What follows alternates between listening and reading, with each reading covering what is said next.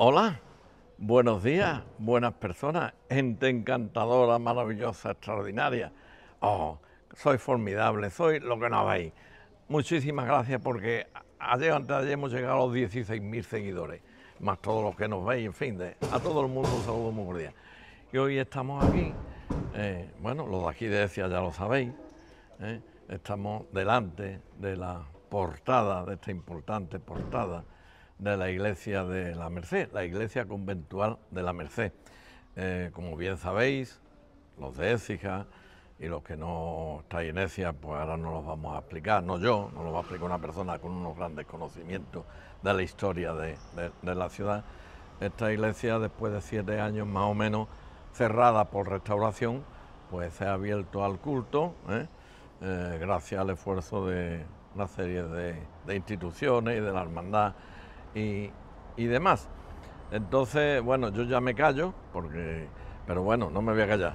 En primer lugar, el agradecimiento a la hermandad de la Merced, tanto a la Junta anterior como a la Junta actual, por el cariño, con la amabilidad y por la atención que siempre tienen con nosotros, porque no la tienen conmigo, la tienen con todos ustedes. Eso vaya por delante. Y posteriormente, pues lógicamente, darle las gracias a la persona que nos va a acompañar hoy en esta visita que vamos a realizar, en esta grabación que vamos a hacer. Ella es una señora que es guía oficial de turismo, que colabora o que trabaja en la Fundación Ciudades Medias del Centro de Andalucía, y además es licenciada, creo que en Historia del Arte. Tiene una simpatía y una cercanía como todos los compañeros que trabajan en la Fundación y como todos los guías turísticos de Écija, pero claro, hoy nos acompaña ella y hay que hacer referencia a ella y a su fundación y darle las gracias también a la gerente, a la amiga Encarni, por hacer los cuadrantes para que ella esté hoy aquí con nosotros. Así que yo ya me callo, ahora cojo la cámara y a partir de ahora ella es la que va a ir guiándonos, va a ir diciéndonos y va a ir comentándonos todo. De todo corazón, abrazos virtuales y muchas gracias por el seguimiento que hacen de los vídeos.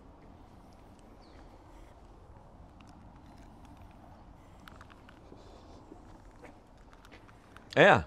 Bueno, pues te tocó. Pues buenos días, Rafael. Gracias por la labor que haces siempre hacia nuestra ciudad.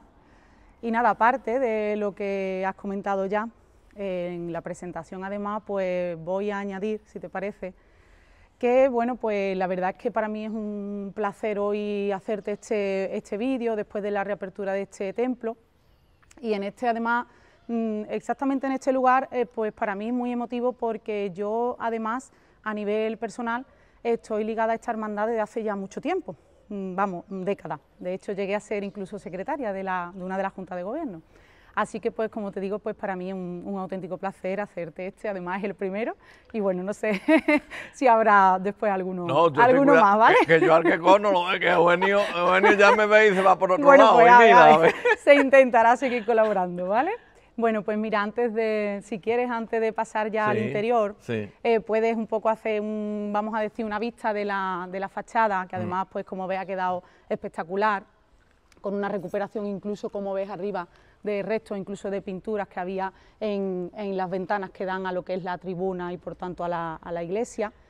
Y como este vídeo al final lo ve, como bien dices, mucha gente que no solo es de aquí, sino que es de fuera, pues habría que comentar primero, para un poco poner en situación el propio edificio, el convento y la orden de la Merced, en este caso, Merced Calzada, pues decir que el origen de este convento realmente no es este lugar, sino otro, que es lo que se conocía se hace la fundación original en torno al mesón de Foronda, en los antiguos caminos que en el cruce, más bien de camino hacia Córdoba y Guadalcázar. Ahí es donde en el año 1509 se hace realmente la fundación del convento de la Orden Mercedaria Calzada aquí en nuestra ciudad.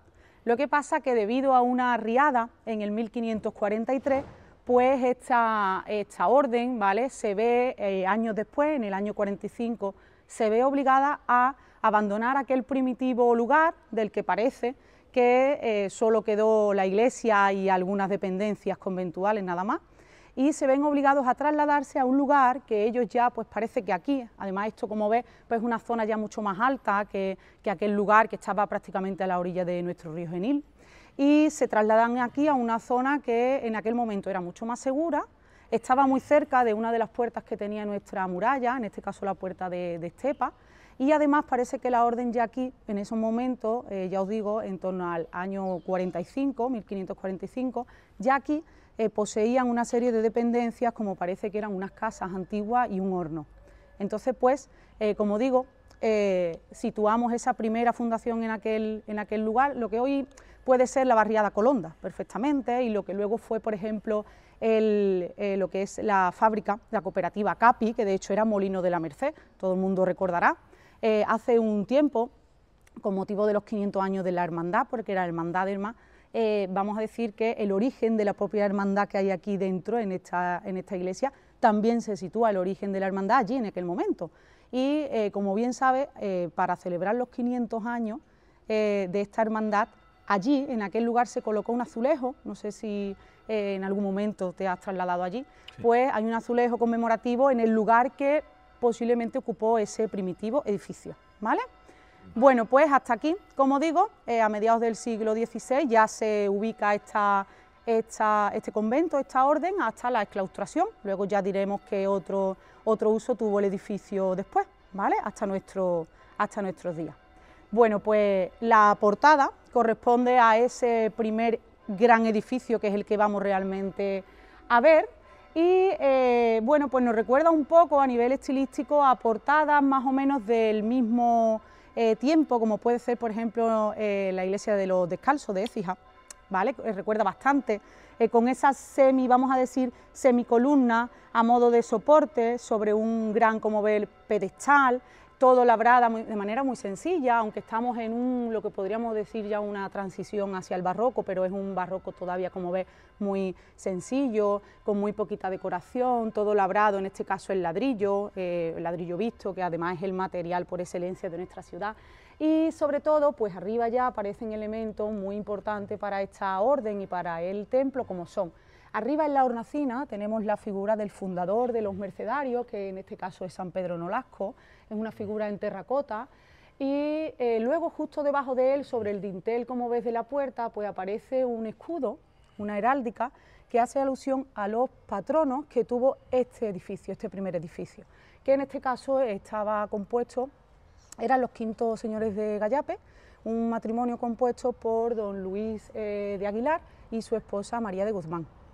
Al principio, ¿vale?, sí es verdad que los primeros patronos del edificio primitivo fue en este caso el primer conde de Palma, el señor Luis de Portocarrero, pero es verdad que esa familia, pues cuando ya debe de acometer este segundo edificio aquí en esta nueva zona, parece un poco como que deja de patrocinar, ¿vale?, al convento en ese sentido, y esta orden, este convento, se busca una nueva familia, ¿vale?, para que apoye económicamente este nuevo edificio, y en ese caso es donde hacen ya aparición este importante linaje ecijano, que después veremos que con el paso de las décadas se convierte además en los primeros marqueses de Peñaflor, ¿vale? Por eso, por ejemplo, aquí vemos elementos tan significativos que tantas veces aparecen en el palacio, que seguramente lo has grabado, como los lobos de los Henestrosa, ¿vale? Ah, los lobos que están ahí, perdón. O el Ponce de León, incluso. Voy. Sí. Ahora, ahí, sí. Los dos lobos ahí, ahí. Exactamente. O el león, ¿vale? En este caso los Ponce de León. Está arriba también, efectivamente. Sí, del apellido Guzmán, todo eso son un poco ese señorío de Gallape. Muy interesante. Que podemos nosotros como decir los antecedentes, uno de los antecedentes del marquesado de Peñaflor, sí. Bueno, pues en este caso la restauración, la suerte es que ha llegado pues prácticamente a la inmensa mayoría del edificio, entre ellos, pues como ves, también se ha recuperado de manera muy acertada la puerta de ingreso, la puerta de acceso al edificio, en la que con la colaboración de muchos, sobre todo muchos fieles de la propia Hermandad de la Piedad, pues se ha incluso repuesto la enorme cantidad de clavos que en este caso faltaban ya por aquel entonces, ¿vale? Así que pues si lo quieres un poquito enfocar. Sí. Y nada, vamos a entrar en el... Hay que reconocer que sí, aunque, como bien pero para los que nos están viendo de fuera, Marga, la restauración o recuperación del tejado y todo, que tú ahora lo hablarás ahí dentro, pero hay que reconocer la gran labor, el gran esfuerzo, el gran sacrificio, la cantidad de horas y horas que le ha dedicado la Junta de Gobierno y parte de los miembros de la hermandad, que ha sido impresionante porque hay muchas cosas, muchos detalles, como lo que tú acabas de decir, que tú eres miembro de la hermandad, como tú me has dicho, que esto ha sido a la hermandad y ha hecho muchos temas de festejos, me parece, de caballo, de taurino. Al final, sin la unión un poco de todas esas entidades, pues posiblemente no se habría podido llevar a cabo la propia restauración, puesto que era, vamos a decir, una obra de bastante envergadura. Entonces, es verdad que, bueno, las grandes entidades al final, Parroquia de Santa María, el Arzobispado de Sevilla, pero es verdad que luego pues hay que reconocer la labor de la propia hermandad, ahora diremos algunos detalles puntuales, y el ayuntamiento también, en el sentido de que es el que ha permitido, por ejemplo, que se pudieran celebrar festejos, como has dicho, tipo taurino, por ejemplo, pues por ejemplo cediendo la Plaza de Toros. Entonces, bueno, al final ha sido la unión de varias entidades y bueno, con este magnífico resultado, como vamos a ver ahora. Lo principal de todo ha sido el arzobispado. Claro, es como que dentro de los porcentajes podemos decir que el arzobispado pues ha llevado a cabo un gran, vamos a decir, aportación. Pero no obstante, ya te digo, Rafael, que sé que las otras partes también han hecho un gran esfuerzo. Todo suma, todo suma. Sí. Y en este caso, bueno, pues una bonita labor, porque esto se hizo, si no me equivoco, a través de una serie como de ventas de papeletas o donativos, creo recordar, y con un precio simbólico por clavo. Entonces, al final, pues bueno, todo el que ha podido colaborar de manera, vamos a decir, voluntaria, pues exactamente, pues tiene un poco ese recuerdo de que gracias a él se pudo recuperar 1, 2, 3 clavos de la antigua puerta. ¿Vale? Sí. Estupendo.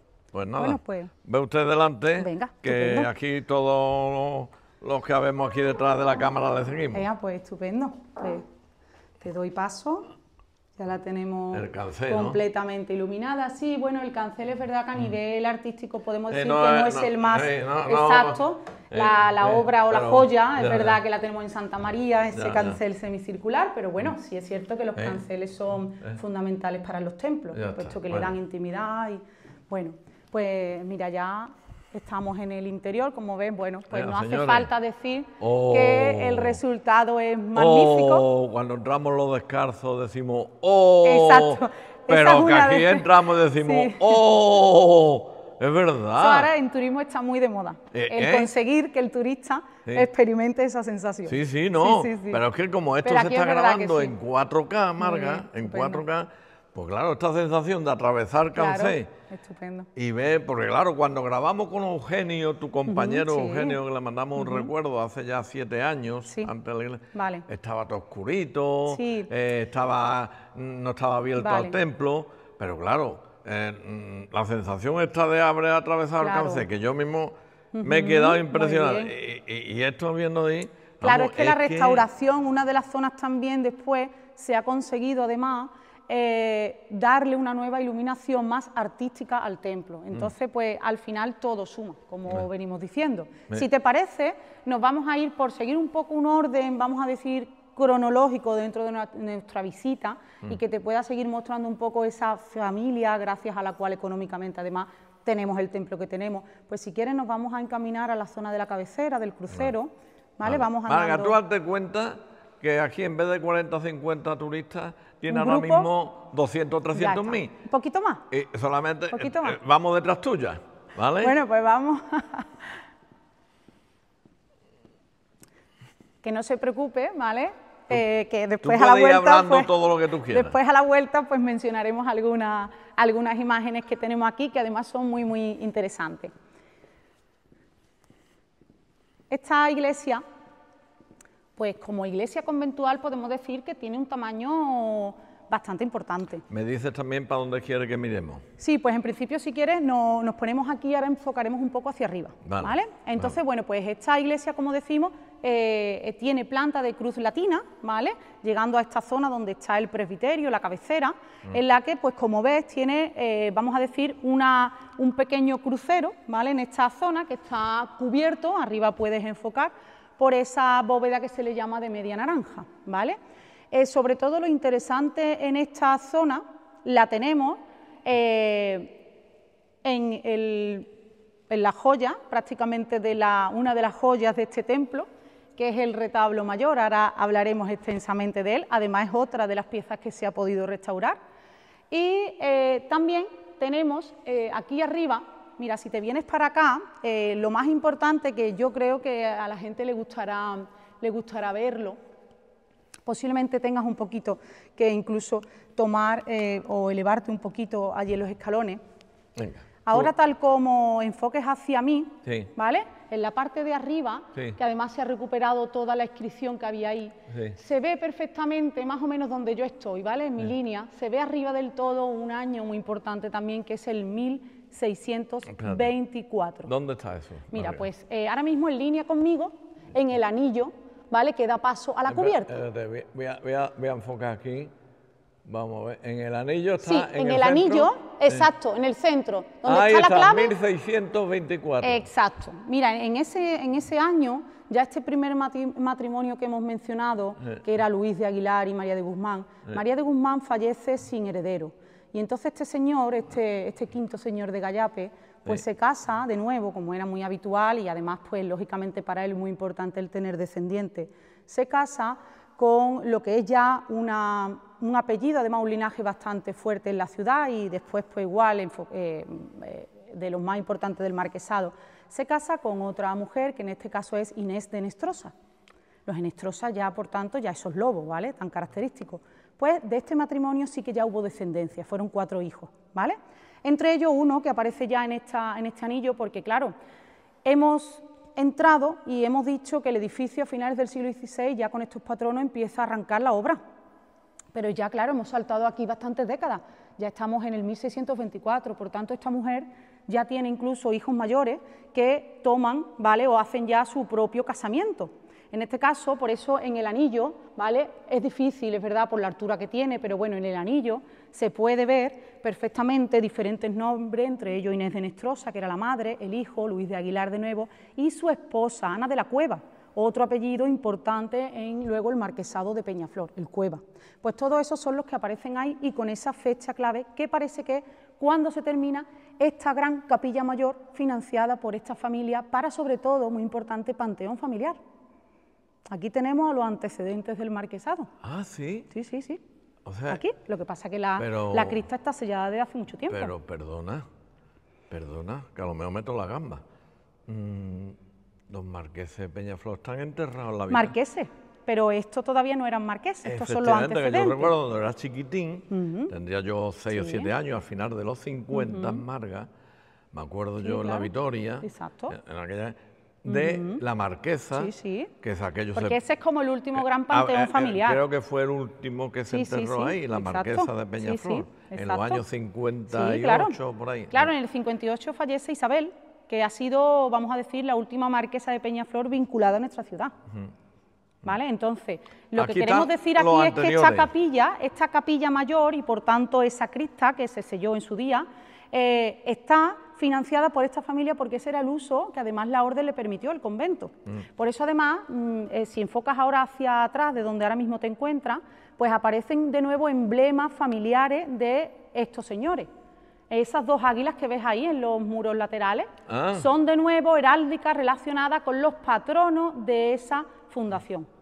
De hecho, en el testamento, lo que es esta primera mujer que fallece de este matrimonio, María de Guzmán, ella sí solicita ser enterrada en la capilla mayor de lo que es la iglesia, recién costeada, vamos a decir, o incluso podríamos decir que incluso todavía no terminada posiblemente del todo, por la fecha luego de la inscripción que tenemos ahí arriba. Entonces, por eso aparecen aquí, en este sector, los emblemas de nuevo familiares, ¿vale? Mira, ahí podemos reconocer de nuevo los lobos, el león rampante, el águila. Si te das cuenta, Rafael, todo se marca dentro de un gran águila, ¿ves? Que no es otro símbolo que el apellido Aguilar. Recordemos que era Luis de Aguilar, el primer promotor de todo esto, y sus respectivas esposas, como hemos dicho. Y bueno, pues este primer matrimonio tenía acordado con la orden, con el propio convento, el ejecutar para su capilla mayor un gran retablo. Esta primera mujer, como hemos dicho, fallece, pero como había contrato y, vamos a decir, un pacto entre los dos, pues al final es esa segunda esposa, Inés de Nestrosa, la que da por concluido y costea, por tanto, esta obra, esta magnífica obra. Y de hecho, si nos damos cuenta arriba del todo, posiblemente pueda llegar a, pues mira, si enfocarlo. Te pone detrás la cámara y lo vamos a ver. Sí, claro, mira, incluso si quieres vamos a venirnos un poco para acá, a ver si es posible sacar un poco el detalle. El retablo tú lo estás viendo. Sí, entonces mira, a la derecha arriba del todo, debajo del escudo familiar, donde aparece el águila, los lobitos, el león, hay una cartela, pues en esa cartela es donde se dice que se da por concluido este retablo. ¿Pero dónde? Indícame, por mira, favor. En la cartela, lo que pasa es que la fecha está justo en la zona de abajo y nos tapa un poco el frontón. El de la derecha, ¿no? Sí, el de la derecha. Pues ahí aparece y se dice que se da por concluido con Inés, ¿vale? De Nestrosa, tal, el retablo, y abajo nos quedaría la fecha, pero aparece. Pero aparece. Bueno, se ve. Mira ahí. ¿Ves? Exacto, ese es, ¿vale? La fecha en la que se ejecuta este retablo, tú la dices. Yo la digo. Ya está. Se ejecuta entre los años 1607 y 1615. En el 1615 está perfectamente terminado. Estupendo. Dentro de los retablos que tenemos en Écija, que ya sabéis que son tantos y tan importantes, pues bueno, todo el mundo pues más o menos dice que es verdad que el de la parroquia de Santiago es espectacular. Pero es verdad que después, por cronología y por, vamos a decir, interés artístico, podríamos decir que este es el gran, ¿vale?, retablo del siglo XVII de nuestra hay que decir ciudad. que Agustín lo ha dejado. Sí, Agustín y su Antonio. socio y Antonio. Antonio Gamero Osuna y los alumnos lo han dejado hoy. Sí. Mira, ya que han mencionado el dato, pues exactamente cuando el templo ya prácticamente estaba terminada la restauración, pues es verdad que bueno, que era en ese sentido era una lástima inaugurar el templo o reabrirlo en este caso sin haber podido ejecutar esa restauración a una de las piezas más importantes, como venimos diciendo. Así que vuelve a entrar de nuevo en, vamos a decir, la importancia de nuevamente los convenios y las colaboraciones. Surge la posibilidad de, por parte del Arzobispado de Sevilla, que él lleva varios años a través de la Facultad de Bellas Artes de Sevilla, con alumnos en práctica, pues dirigidos, por ejemplo, en este caso ha sido por Agustín Martín de Soto y Antonio Gamero Osuna, pues dirigidos por ellos, pues a través de la parroquia, un convenio con la parroquia, llevar a cabo una restauración de este retablo mayor y claro, no se podía perder esa oportunidad, así que por eso se ha demorado un poquito más la reapertura, porque en realidad se podía haber abierto meses antes, pero no han hecho muy bien en esperar un poquito más. Lo bueno al final se hace de rogar. La actualidad lo dice, pero la historia lo dirá todavía más. Claro, exacto. Entonces, en esa restauración, pues ha sido, como te comento, con estas dos entidades y con, vamos a decir, la hermandad, en el sentido de que tanto ellos como directores de la restauración, como todos los alumnos que han estado aquí, ¿vale?, ejecutando el trabajo, pues tanto la manutención, ¿vale?, vamos a decir las dietas que han necesitado, como alojar a esos alumnos aquí en la ciudad durante todo ese trabajo, pues eso sí lo ha costeado la hermandad. Por eso digo que han sido de nuevo colaboraciones entre varias entidades. ¿Vale? Bueno, pues mira, si quieres, si nos centramos un poquito, pues a nivel estilístico podemos decir que se aprecia como el retablo todavía en líneas generales bastante clásico, porque claro, estamos hablando de que estamos en el siglo XVII, pero muy inicial, ¿vale? El primer, vamos a decir, el primer cuarto del siglo, ¿vale?, del siglo XVII. Por tanto, como a mí me gusta decir a mis grupos, los estilos no pasan de una década a otra, vamos a decir, sino que evolucionan. Y entonces aquí lo que se observa es esa pequeña evolución estilística. Todavía, por ejemplo, los soportes, como ves, Rafael, que dividen al propio retablo en diferentes calles, en este caso 5, son todavía columnas. Aquí no ha aparecido la columna salomónica, no ha aparecido el estípite, porque eso ya es del siglo XVIII. Y bueno, pues lo que vemos es lo que se podría interpretar como un retablo proto-barroco, se le dice. Es como el inicio del barroco, sin serlo todavía puramente. Y se compone, como hemos dicho, de 5 grandes calles. Y mira, la parte baja, eso es lo que se conoce como el banco o la predela, también se le dice así. Y después tenemos primer cuerpo, ¿vale? Que es donde ahora actualmente, después hablaremos, está la apertura hacia el camarín. Un segundo cuerpo, con ahora mismo lo que es el manifestador, y un ático que se le llama, que sería el último cuerpo del retablo.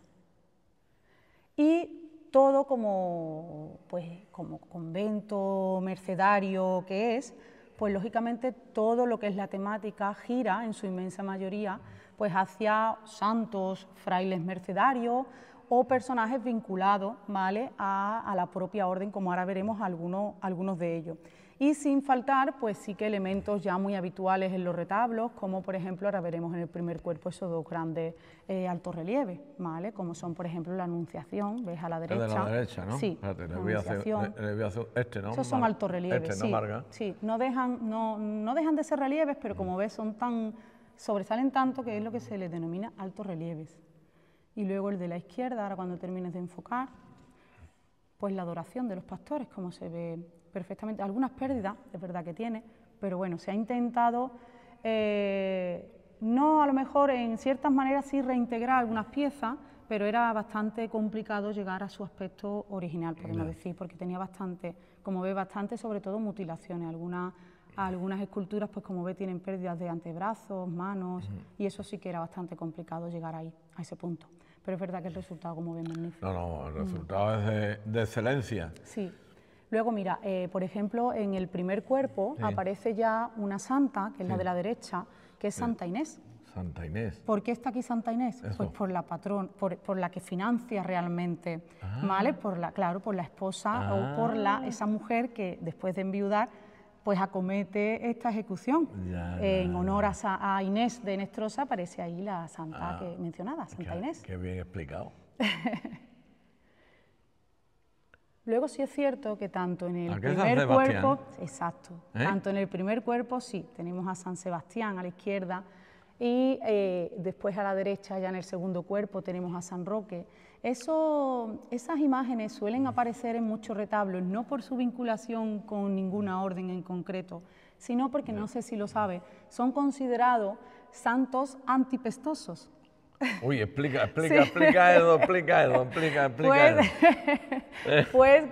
Bueno... Esta ha quedado muy bien la frase, pero hay que explicarla. Sí, es verdad que el término además no es lo más atractivo. No, pero que hay que explicarlo. Antipestoso pues significa que eran protectores de epidemias, como en aquel caso siglo XVI, tan vamos a decir desgraciadamente, tan comunes, como las pestes, por ejemplo, la fiebre amarilla, ¿vale? Entonces, para un poco proteger a la propia orden, a la población en la que se encontraban estos conventos, pues se suelen instalar en los grandes retablos santos, como por ejemplo son San Sebastián y San Roque.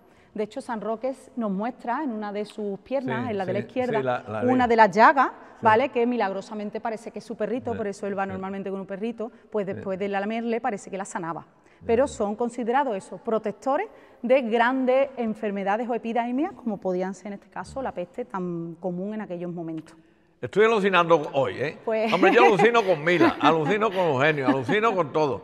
Pero como es el primer vídeo que hacemos contigo, pero yo no sabía esas raíces y ese fondo de investigación y de historia y de esa forma de contarla tan sencilla y tan cercana, que de verdad me está dejando, te lo tengo que decir, ¿eh? Ahora te voy a dar un aplauso después. Estupendo. Bueno, pues mira, a continuación, si seguimos en el segundo cuerpo, ¿vale? Pues tenemos a la izquierda, ¿vale? junto a lo que puede ser, ahí hay varias versiones, ¿vale? En todo lo que yo he leído, pues hay versiones de que aquella imagen femenina, lógicamente, puede ser Santa Ana o una Dolorosa, dependiendo de a qué, de a qué historiador, pues depende de a qué historiador leas, pues posiblemente ha sufrido algún cambio esa hornacina, ¿vale? Pero sí es cierto que a la derecha el altorrelieve en este caso que aparece es el del martirio de San Lorenzo. Mira, San Lorenzo aparece en el retablo porque en la onomástica de este santo, que es el 10 de agosto, es cuando realmente se funda la Orden de los Mercedarios en la Catedral de Barcelona. Entonces, el 10 de agosto es cuando, ante lo que es, ya os digo, en el retablo mayor de la Catedral de Barcelona, pues después de Pedro Nolasco y Jaime I haber tenido una visión de la Virgen de la Merced, pidiéndole que fundaran una orden, ahora vamos a decir un poco los puntos fuertes de esta orden, porque son diferentes a otras órdenes. En este caso, lo que la Virgen parece que le pide a Pedro Nolasco, en este caso, es que funde una orden que, además de ser, como todas ellas, y jurar humildad, castidad y obediencia, tienen que redimir o rescatar a cautivos cristianos en manos de musulmanes. Ese es como el cuarto punto, que es vamos a decir, obligatoriedad para todo el que entra en esta orden de mercedarios calzados. Entonces, primero Pedro Nolasco tiene esa visión, pero luego lo que es la fundación o el juramento ya en sí se hace en un edificio tan importante como la Catedral de Barcelona, porque es que este personaje pues vivía allí, en Cataluña. Parece que históricamente siempre se ha dicho que es catalán, pero es verdad que ahora nuevas investigaciones parece que realmente él nace en el sur de Francia. Lo que pasa es que de pequeño se traslada ya a Barcelona, por eso siempre se ha dicho que es un santo de Cataluña, pero nacido posiblemente en el sur de Francia. Vamos, me estaba acordando a ver de dónde era Cristóbal Colón, ¿no? Exacto. Entonces, pues por eso normalmente San Lorenzo, después lo vamos a ver incluso, ¿vale? Aparece muy relacionado con esta orden desde sus inicios. Entonces allí lo que vemos es el martirio que sufrió este santo, que no sé si lo sabes, pero fue asado vivo en una parrilla. Entonces, pues lo que aparece allí. Y luego, a la derecha de él, pasando lo que es el manifestador, ahora vamos a hablar de toda esta calle central, pues encontramos como ves, una figura femenina, la que está siendo torturada. Esa es Santa Catalina de Alejandría.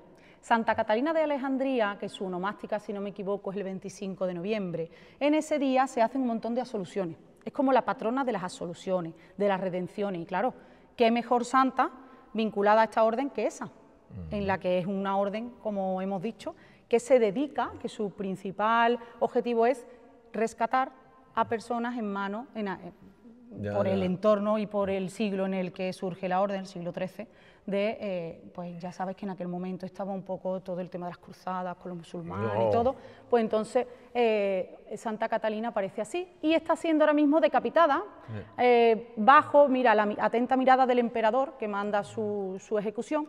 Y nada, comentar a nivel anecdótico que esta santa parece que al principio, y además se aprecia, mira cómo a la izquierda, detrás de un personaje que está agachado, aparece una rueda. No, espérate, voy para allá. Mira, a la izquierda aparece una rueda con pinchos. No, mira que se ve, ¿no? Mira, vente aquí detrás de la cámara. Exacto. ¿Vale? Pues aparece una rueda como dentada, como con pinchos. Eso es porque al principio a Santa Catalina el emperador lo que dice es que se le torture pasando sobre ella, sobre su cuerpo, una rueda llena de pinchos. Pero parece que milagrosamente, los martirios, pues la verdad es que eran bastante sangrientos. Entonces pues se pasa la rueda esta de pincho sobre ella y milagrosamente antes de morir la rueda es que se deshace, se rompe y entonces no consiguen acabar con su vida y entonces ya pues el emperador, un poco más seguro de sus actos, dice decapitarla, que ya era algo que ya no iba a fallar y entonces realmente lo que está haciendo es decapitada. Y después al final del todo aparece, pues ya lo hemos mencionado, la aparición de la Virgen a San Pedro Nolasco y a Jaime I, que era el rey, vamos a decir, del reino de Aragón.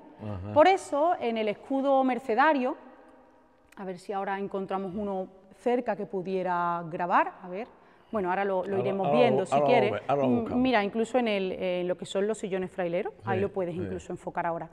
Por eso la orden tiene como escudo las barras del Reino de Aragón y la cruz de la Catedral de Barcelona, pero mira, porque allí fue la fundación. Acércate.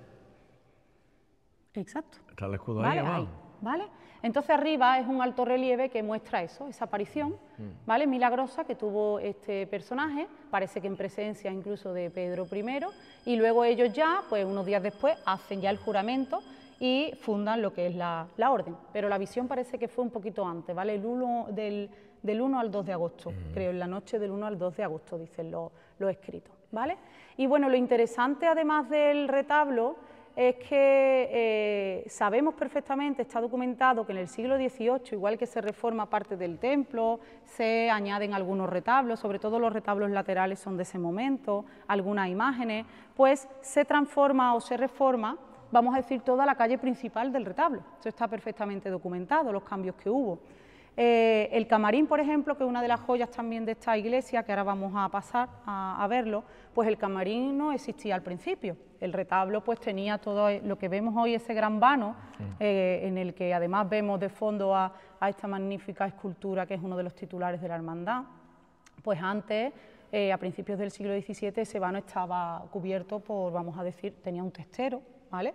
Y ahí parece, eso está en paradero desconocido, parece que había una imagen posiblemente de una Asunción rodeada de ángeles, pero es verdad que no se sabe exactamente dónde está ese conjunto escultórico o a lo mejor alto relieve incluso. Y después tanto la caja de sagrario que vemos ahí, ¿vale? Justo debajo de la apertura del camarín, como el manifestador, ¿vale? Pues todo eso también son añadidos del siglo XVIII.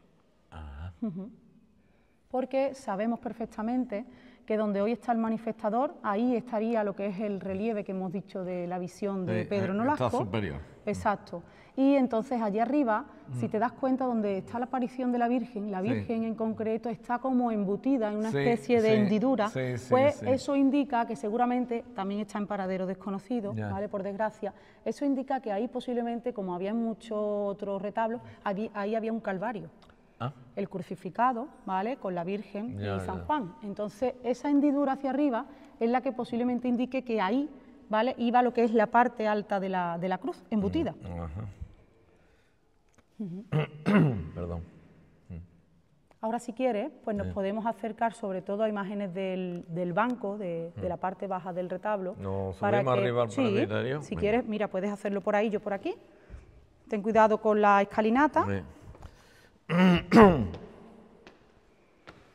Y mira, qué curioso que la restauración pues ha podido recuperar todos los nombres, gracias a los cuales muchas veces sabemos los santos que son, porque al perder muchas veces los símbolos originales, pues es muy complicado luego reconocer qué santo, qué fraile mercedario es. Pero en este caso, ¿vale? Pues mira, ahí vemos a San Serapio Mártir, arriba puedes enfocar la inscripción, Serapius, ¿ves? Serapius Mártir. Hay algunas pérdidas, pero no muy graves. Aquí está San Ramón Nonato, el patrón de Cataluña. Ahora hablaremos de él. Esta imagen es muy importante para la orden también. Arriba puedes enfocar ahí la inscripción.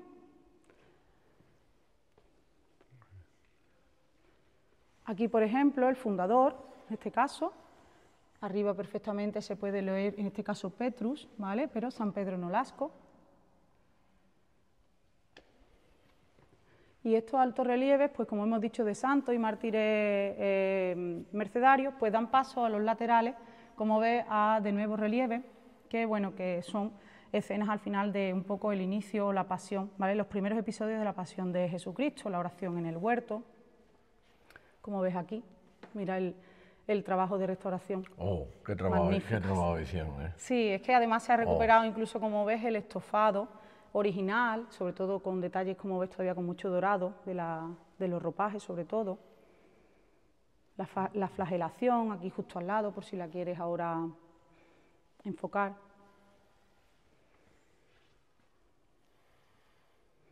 Y luego, pues en el otro lado, por si quieres desplazarte, pues tenemos... Si no me equivoco, ¿vale? Este sería ya la coronación. Y después, ves que tiene muchas pérdidas. en este caso, pero bueno, no son pérdidas que a nosotros nos impidan leer la escena.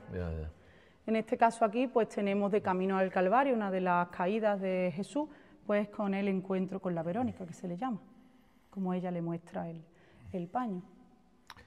De verdad, hombre, que es lo que tú me manifiestas y lo que ya en su día me manifestó también Eugenio, que es uno de los retablos más importantes de Écija, que todo el mundo habla de Santiago, pero la verdad que en su día este retablo, el que no lo conoce, pues ahora con las explicaciones que está manifestando y que está expresando tan bien explicadas, y con esta magnífica restauración, pues claro, en aquella ocasión lo enseñamos todo. Claro, y estaría muy oscuro, porque mira, ves aquí, por ejemplo, ves se han añadido nuevas luminarias. Y que estaba haciendo claro, se le suma la limpieza que se le ha hecho. Se ve. El retablo, por lo que me he podido leer también, un poco cuando Agustín y Antonio han hablado, en la exposición también que se hizo muy acertadamente en el museo, era una oportunidad que la gente tenía de ver un poquito más de cerca imágenes que nosotros, pues lógicamente tenemos que enfocar muy arriba para verlas.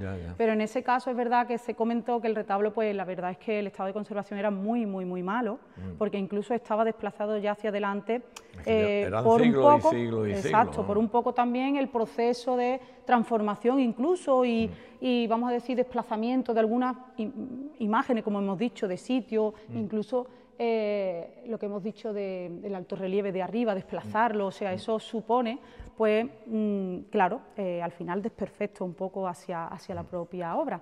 Mira, pues si te parece, hemos dejado ya un poco atrás lo que es esta gran cabecera mayor, vamos a decir, de lo que es la iglesia. Si quieres hacer una visión general hacia el propio templo ya, con esa gran nave central con capillas laterales que se le llama entre los contrafuertes, y como iglesia muy típica conventual, pues tiene tribuna superior. Ahora nosotros vamos a tener la suerte de que vamos a hacer después algunas tomas, si te parece, desde una de las tribunas, ¿vale?, que me han dado permiso. Y luego pues subiremos allí arriba, que es un sitio ya, si esto es desconocido, Rafael, pues ya la sillería de coro, ya entonces no podemos imaginar lo que le va a gustar a la gente. Perdona, eso, Marga, que de la sillería me han dicho a mí, Rafael, una sillería como la están dejando y lo que no están dejando. Bueno, y es la única sillería conventual conservada en su lugar original, en toda Écija. Ah, ¿sí? Sí, sí. Entonces ni la de Santa Ana, o sea, la de Santa Ana no, perdón, la de Santa Bárbara, la de Santa Cruz. Bueno, estamos hablando de iglesia conventual. Perdón. Iglesia conventual, eso. Rectifico, rebobino. Vale. Santa Bárbara es una iglesia y esto estamos hablando de un antiguo convento. Exacto. Vale, si no me equivoco y no he leído mal, como digo, pues es la única que ahora mismo se conserva en el sitio para el que fue ejecutada. Vale, bien dicho. ¿Vale? Después subiremos y, si te parece, vamos a entrar en uno de los sitios también más interesantes, no solo de esta iglesia, sino que es una joya de la propia ciudad y de la propia Andalucía. Anda. ¿Vale? Sí.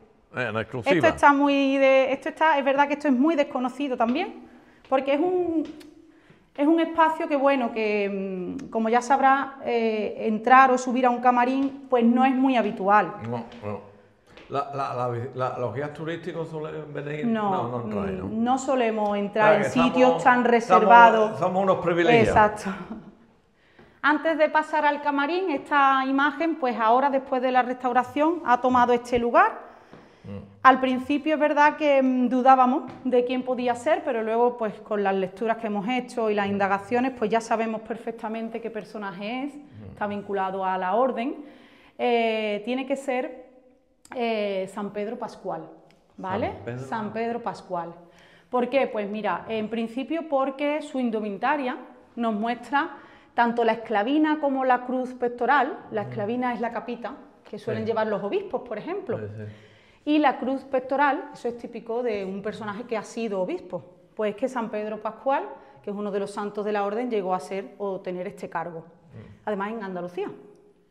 Y luego arriba, él va coronado, como ves, con lo que se llama un bonete, que es típico de los doctores de la Iglesia, de los grandes teólogos. Pues este personaje, pues también llegó a ser un gran teólogo de la orden. Fue, por ejemplo, compañero de estudio por la fecha del conocido Santo Tomás de Aquino, el dominico.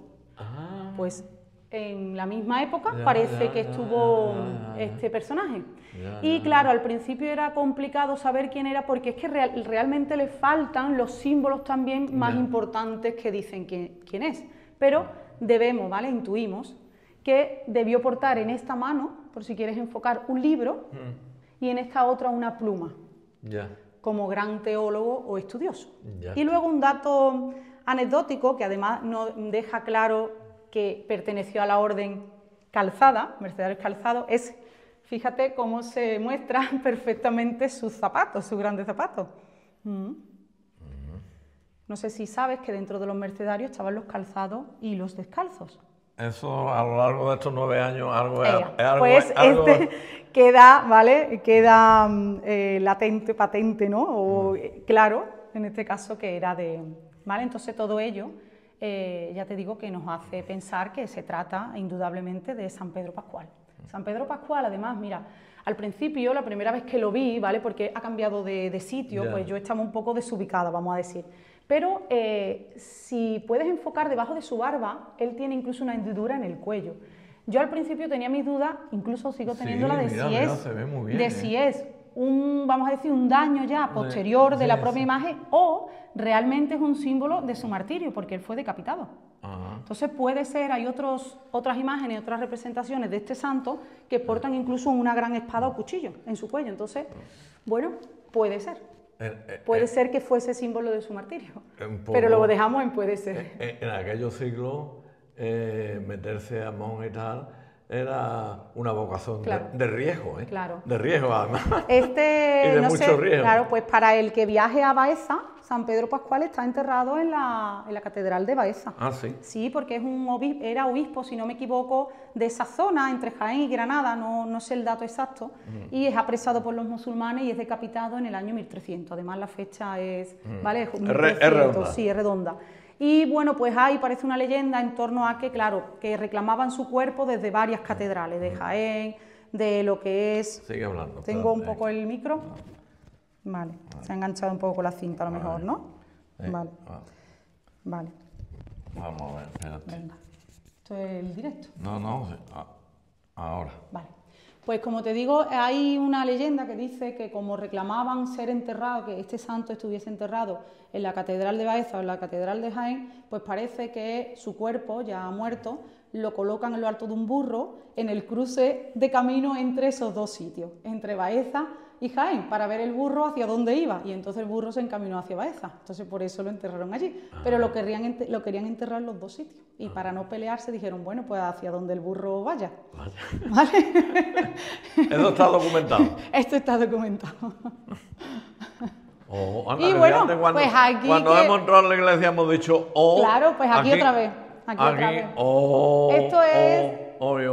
Además aquí coinciden muchos estudiosos, ¿vale? Muchos historiadores, sobre todo Alfredo Morales, que dice que esto pues es una auténtica maravilla. Sí, aquí todas las imágenes que saques y las perspectivas. Tú vas charlando. Esto es el camarín que se abre en este sitio y que como ves pues se puede ver desde el propio templo. Esto es una de las intervenciones en la iglesia en el siglo XVIII, como hemos dicho.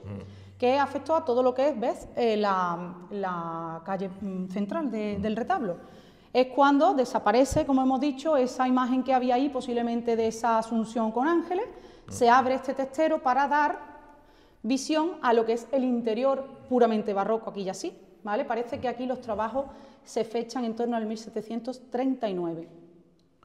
1739, ¿vale?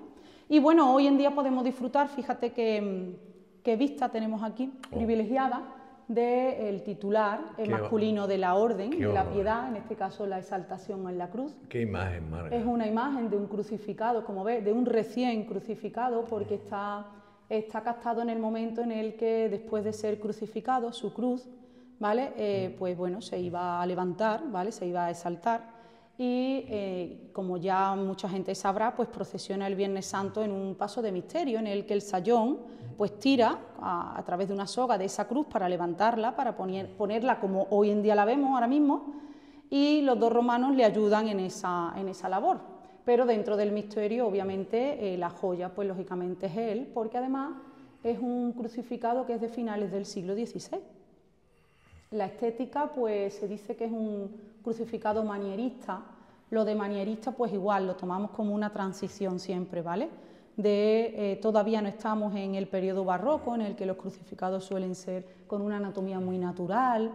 Y este en concreto, pues todavía es un crucificado, como ves, muy delgado, con un torso muy alargado también. Y bueno, pues de las poquitas piezas manieristas que tenemos aquí en nuestra ciudad. Está perfectamente documentado que era un artista local, un imaginero local, que era en este caso Miguel de Vilches.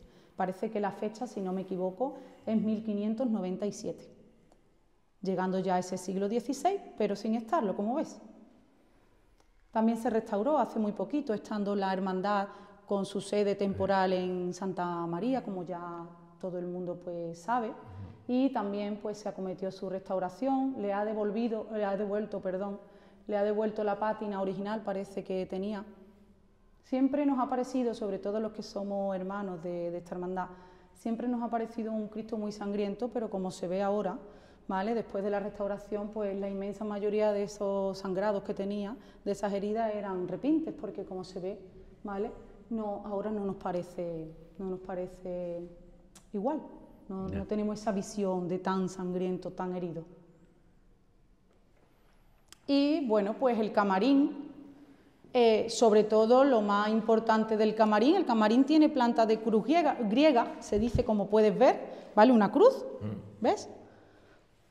Con el mismo tamaño en todos sus brazos, y los ángulos, que serían estos, están ochavados, que se le dice. No son ángulos rectos, que sería así una esquina en 90 grados, sino que están ochavados.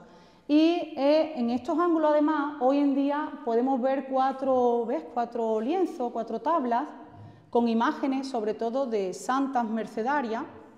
Se reconocen perfectamente porque además que tienen el nombre arriba, ¿vale? Pero parece que no proceden, que no estaban originalmente aquí, sino que pueden venir de las pechinas, ¿vale? De los triángulos que dan paso a las cubiertas, como por ejemplo en esta, ¿no? Sí. De las pechinas que tiene una de las escaleras del convento, de las dependencias internas, interiores de este convento. Pero parece que el sitio para el que estuvieron hechas no era precisamente el camarín. Lo que pasa que ahora, por darle un poco custodia, pues llevan aquí bastante tiempo.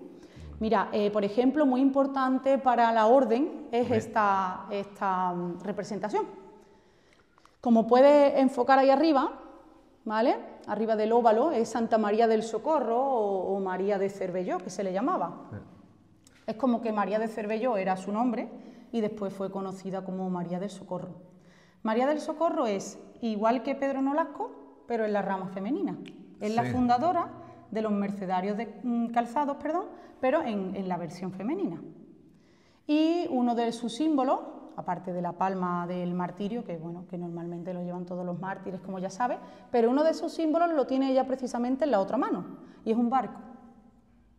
Porque ella era como la gran protectora de esos, vamos a decir, viajes navales que hacía la orden, sobre todo al norte de África, donde muchos de estos santos fueron martirizados además, ¿vale? Y entonces ella era como un poco la protectora de todos esos viajes. Después vamos a ver incluso una pintura muy grande que hay arriba en la tribuna, que la representa en uno de esos naufragios, ayudando a los, vamos a decir, pues a toda la tripulación para que no se hundiera ese barco. Entonces normalmente ella porta barquito en su mano.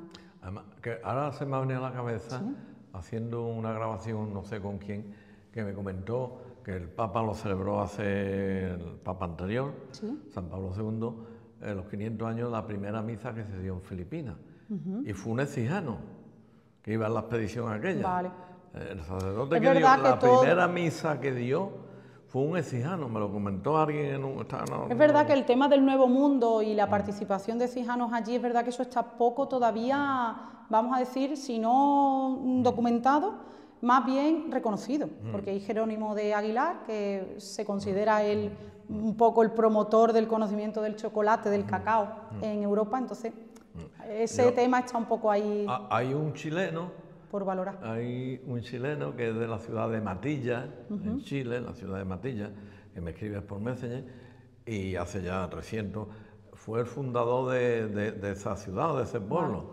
O sea que... ¿sí? Que los excijanos hicieron en aquella fecha Hicieron claro, tanto a nivel fuertes. Religioso como no religioso. Muy bien, sí. estupendo. Y es lo que tú dices, hay que indagar, claro, hay que indagar. Claro. Mira, en este caso, después la veremos en un retablo pequeñito. Aquí tenemos otra mártir, ¿vale? Que en este caso es Mariana de Jesús, que como ves se ve perfectamente santa, Mariana y después de Jesús. Esta santa también es mercedaria, pero en este caso es de la orden descalza. Es como ella, descalza, pero en la orden descalza. Y normalmente se le suele representar con una, como ella tiene, ¿ves? Con una corona de espinas y con una cruz, con un crucificado en su otra mano. Tú sabes, porque si lo sabes, porque eres historiadora, investigadora, que el primer cenobio, o sea, femenino de la orden de los descalzos se hizo en Écija, que estaba en la calle Carmen, según me dio Fray Alberto María Palomino, que vino aquí a Écija, que yo lo estuve saludando.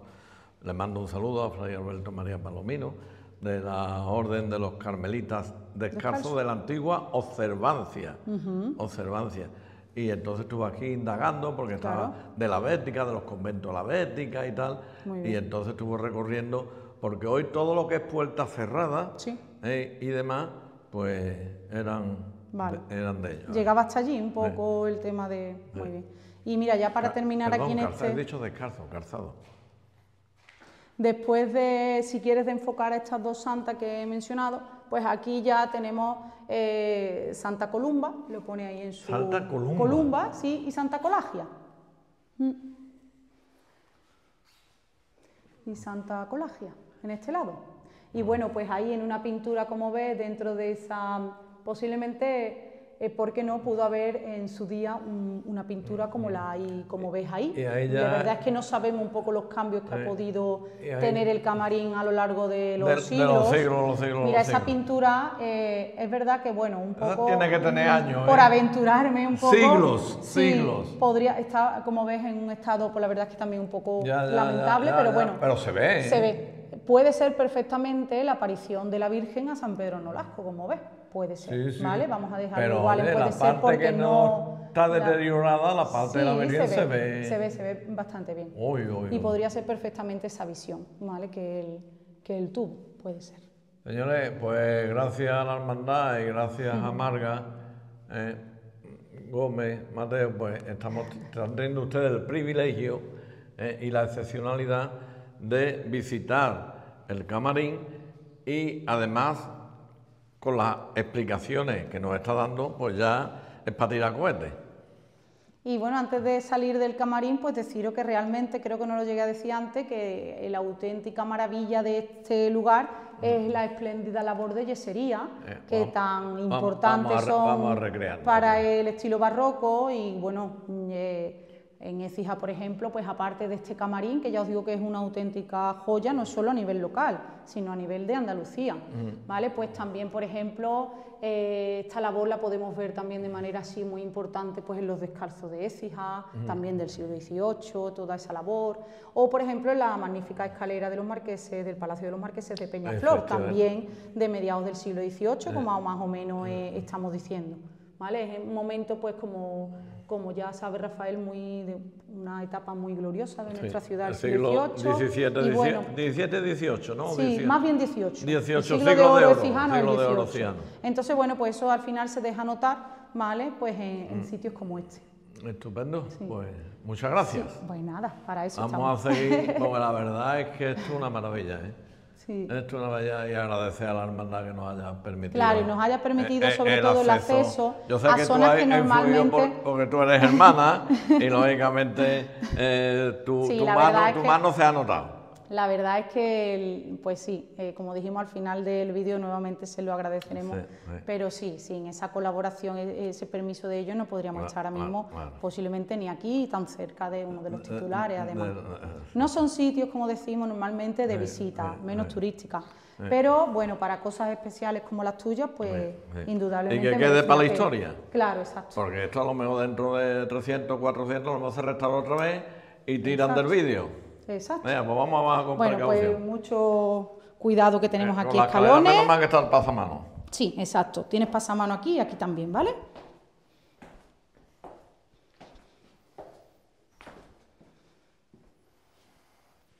Bueno, yo voy con cuidado. Sí. Porque es que ya hay que tener cuidado. Porque pues ya lo he dicho más de una vez en los vídeos, una vez me caí rodando de una escalera, hace pues ya no 5 te o 6 preocupes, años. a tu ritmo. Y le tengo un pánico a bajar escalera. Pues nada. Y me subió todas las torres, Marga decía. Para que vea. Pero bueno, ya está. Bueno, ya está. Ya estamos en suelo firme. Ahora sí es verdad que nos queda un poco lo del propio altar mayor, pero bueno, igualmente te puede valer de nos vamos para... Mira, pues ahora si te parece vamos a ver las imágenes que tenemos aquí en el crucero. Pues venga, vamos que entre ellas pues está la Piedad. Estos escalones ya se bajan mejor. Estupendo. Sí, es verdad que aquellos son muy altos. Sí. Mira, aquí estando de nuevo, volvemos a estar en el crucero de la iglesia. Pues ya que hemos hablado del titular de la hermandad, el titular masculino, pues aquí tenemos a la titular realmente de la hermandad, porque ya sabes que en el título de la hermandad la que aparece primero, en primer lugar, es ella, es la Piedad. Sí. La Piedad es una dolorosa que llega a la hermandad a mediados del siglo XVIII por pagada por vamos a decir, un fraile. Y bueno, pues desde entonces ya forma parte de la propia hermandad. Y realmente es una dolorosa anónima, ¿vale? No está documentada aún su autoría, pero bueno, es de mediados del siglo XVIII, puesto que está documentado lo que es el encargo, sí. ¿Vale? El momento del encargo por este fraile y la donación posterior, pero lo que no se ha documentado a fecha de hoy todavía es quién fue ese artista que la talló. Es una imagen, como todo el mundo comprenderá, de vestir, de candelero que se le llama.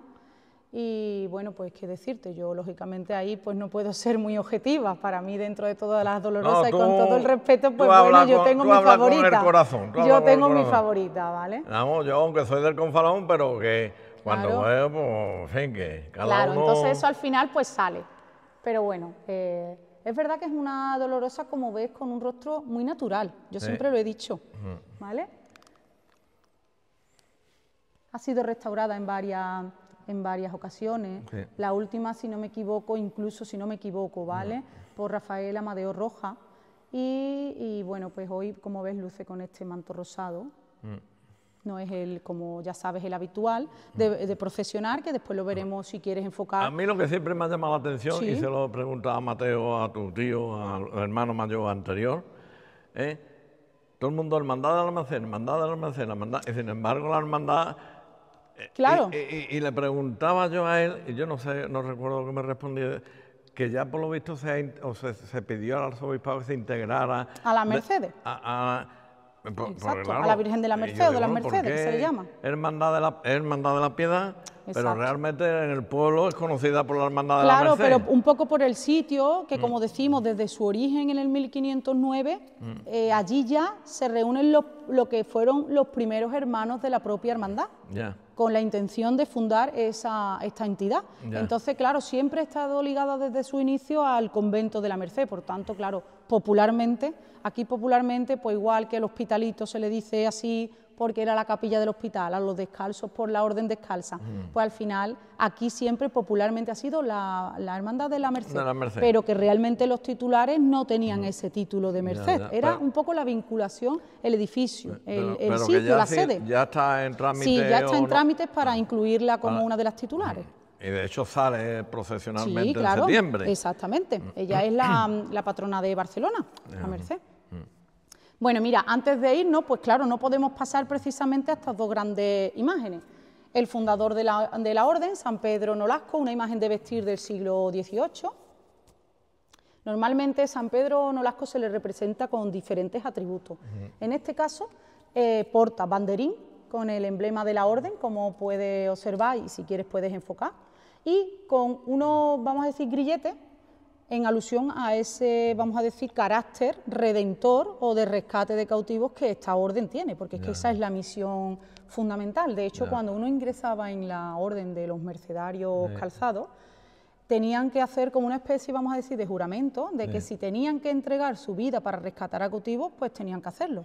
De hecho, los martirios, la inmensa mayoría de los martirios viene por eso, porque para rescatar a cautivos se ofrecían con su propia vida, quedaban muchas veces un poco a expensas de que llegara esa recompensa económica para liberarlo, y muchas veces esas recompensas económicas no llegaban, y entonces al final los mataban. Entonces esta orden no es orden mendicante, sí, que mendicante se llama, ¿no? Sí es también. También, además de lo que tú has expresado. Lo que pasa es que tiene dentro de todo lo que normalmente juran las demás, que son esos 3 votos que dijimos ya, esta tiene un cuarto que es exclusivo de ella como redentora.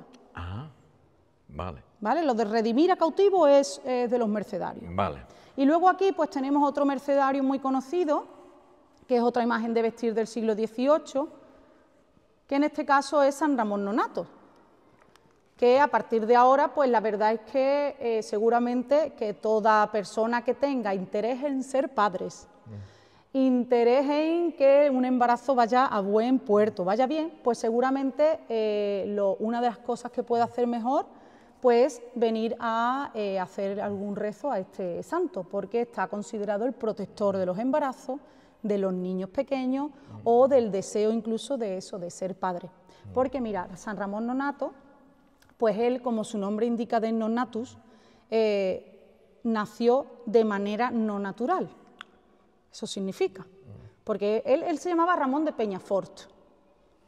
Y entonces, en la forma en la que él en el siglo XIII nace, que no era nada habitual una cesárea en aquel momento, pues abrir un vientre en aquel momento, eso no era nada habitual, o por lo menos el proceso era bastante complicado, hasta el hecho que su madre murió en ese hecho. Entonces, sí. Claro, a él después se le conoció por Nonnatus, no nacido de forma natural, en un proceso de parto natural, me refiero. Que esto tiene su explicación. Sí, entonces pues se le considera el patrón de los embarazos, ¿vale? De cosas así, o del deseo, como hemos dicho, de un matrimonio que, bueno, que quiere tener hijos y por lo que sea, pues tiene algún impedimento y puede venir perfectamente a hacerle algún rezo.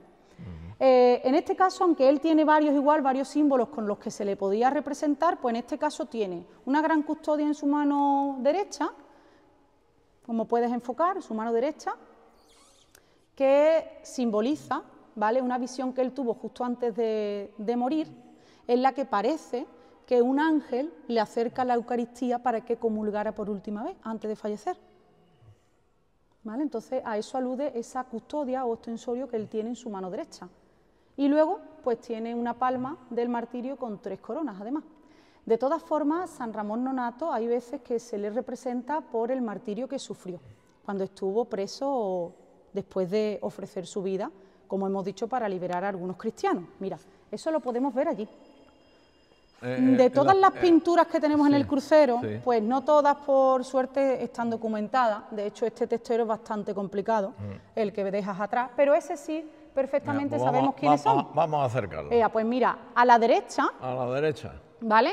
Allí arriba a la derecha tenemos precisamente a San Ramón Nonnato en uno de los martirios que sufrió cuando estuvo en Argel. Él decían que como no acallaba, vamos a decir, por mucho que se lo pedían, él no acallaba nunca su rezo, ¿vale? Pues entonces lo que hicieron fue, para intentar que se callara, le pusieron un candado en la boca. ¡Qué barbaridad! Entonces hay veces que a San Ramón Nonnato se le puede ver representado con el candadito, en la boca o en la mano también, pero alude a uno de los martirios que él sufrió en el norte de África. Entonces arriba, ¿ves?, no aparece con esa vestimenta cardenalicia, porque es que él llegó a ser nombrado cardenal un poquito antes de fallecer, sino que allí se le representa con uno de esos sufrimientos que padeció. Luego, si quieres, ya aprovechando que estamos en este sector, pues mira, otro de los martirios de santos y mártires mercedarios lo tenemos justo en medio, que en este caso ese también es bastante tortuoso, ese San Serapio. Lo estoy viendo. Ese San Serapio, San Serapio es un militar de origen irlandés que después, pues bueno, llega a España con una de esas cruzadas que él hace y ya después ingresa en la orden. Y su martirio realmente fue que cuando pues lo cogieron preso, para lo mismo siempre, ¿vale? Ellos se ofrecían su vida para rescatar a otras personas que estaban cautivas. Pues como esa recompensa no llegó a tiempo, pues a él se le martirizó de la siguiente manera.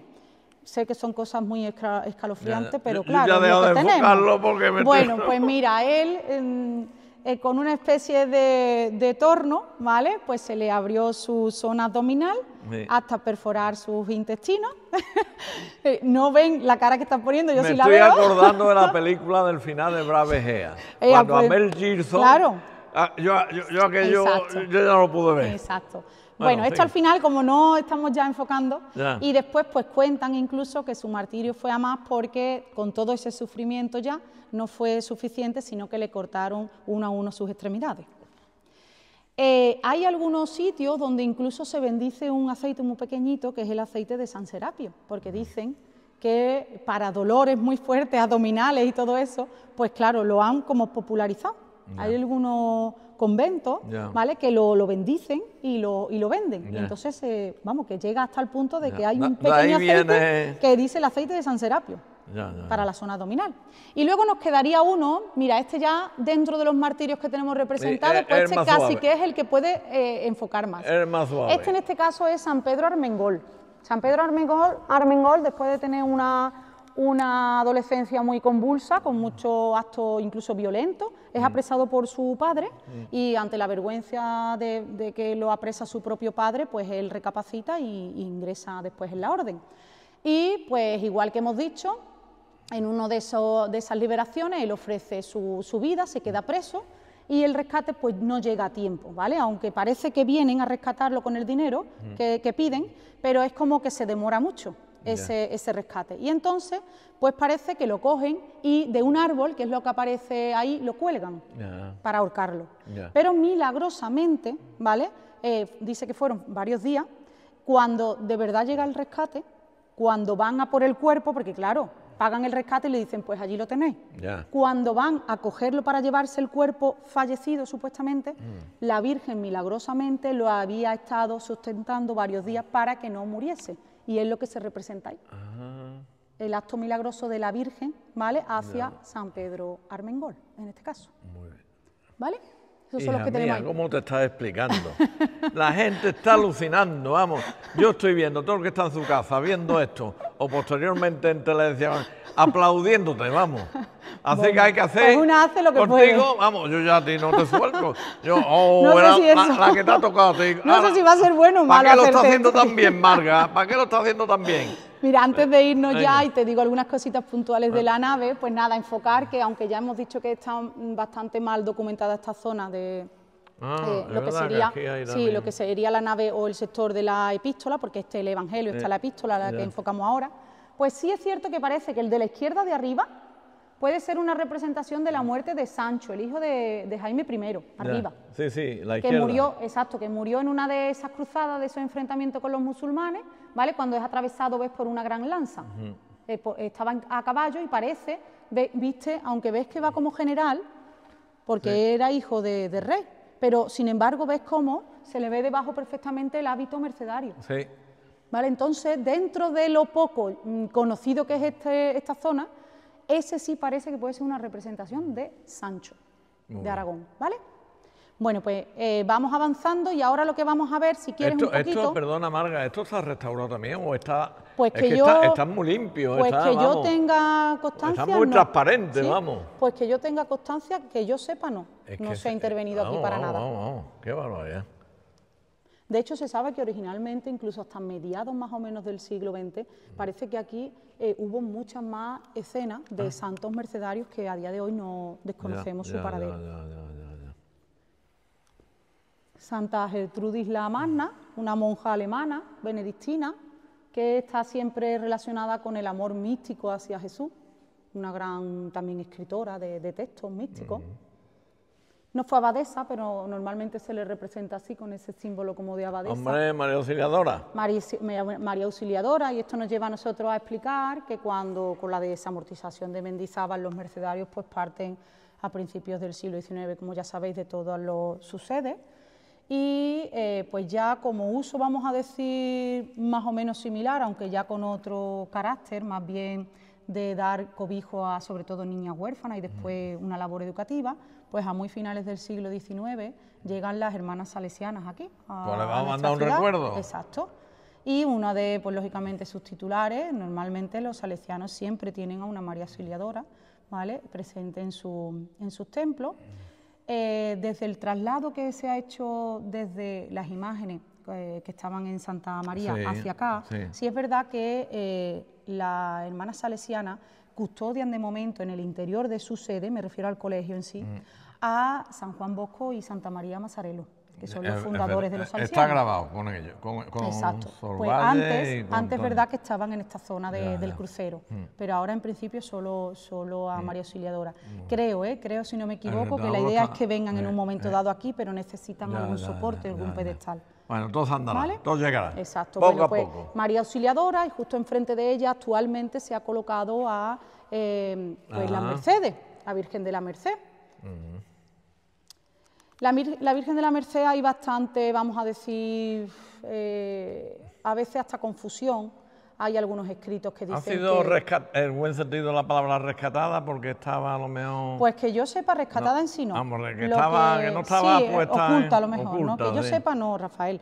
Lo único que hay es un poco confusión entre, mira, si quieres vamos a acercarnos, entre algunos historiadores que dicen que puede ser la imagen original del siglo XVI, presente en la hermandad y por tanto en el convento desde sus orígenes, y otros que dicen que no, que es una imagen posterior, ¿vale? Y de hecho con muchísimas restauraciones además.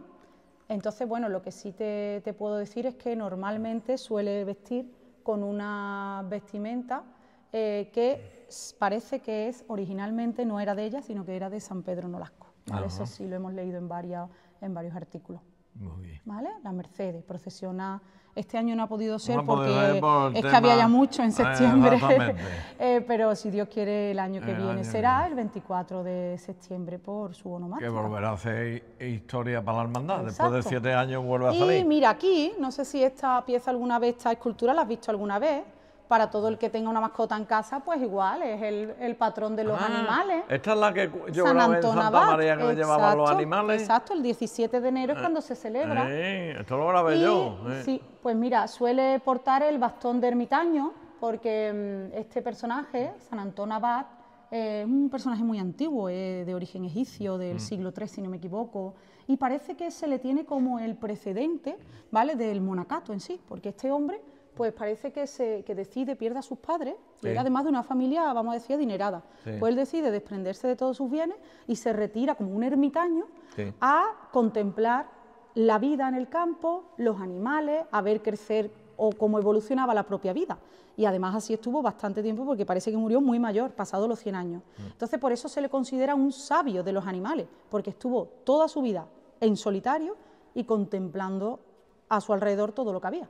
Y además, entonces se le considera el patrón de los animales. Corrígeme o asevérame, creo que tendrás conocimiento, no lo sé. Ha sido restaurada hace poco en Madrid, ¿no? ¿En Madrid? Es así, ¿no? En Madrid, exacto. Estando la hermandad en Santa María. Sí. Pues ha sido restaurada también. Esta imagen parece, ¿vale? Parece que no pertenece a todas estas que se añaden al templo en el siglo XVIII, sino que parece que esta es más antigua, ¿eh? Parece que esta puede ser incluso, o puede fecharse en el XVI. Y porque, claro, puede preguntarse la gente que por qué está aquí San Antonio Abad si no es un mercedario como tal. Y es porque las reglas de los mercedarios se aprueban el 17 de enero, un 17 de enero, que coincide con su festividad. Entonces, pues, muchas veces, pues por eso, por la visión, por la fundación, por esos días concretos se hacen importantes para cada orden. Y en este caso es porque se aprobaron sus reglas, la orden de la Merced, un 17 de enero. Está representado con un cerdito con una campanita en el cuello. Y es porque había una orden, que eran los antonianos, pues criaban cerditos, y se le puso ya ese símbolo, un cerdito. En la peana pues tiene San Antón Abad. Muy interesante. Interesantísimo. Y avanzamos un poquito, vamos a las siguientes capillas laterales. Allí tenemos a San Serapio en aquel lado. San Serapio. San Serapio es el mismo que hemos visto torturado, pero en este caso a modo de laico todavía. Ya. ¿Vale? Si ves en la peana, puedes enfocar, aparece San Serapio Mártir. En su peana. Sí. Abajo, perdón. Bajo sus pies. pero sin embargo aparece con el emblema siempre de la orden en su pecho, ¿ves?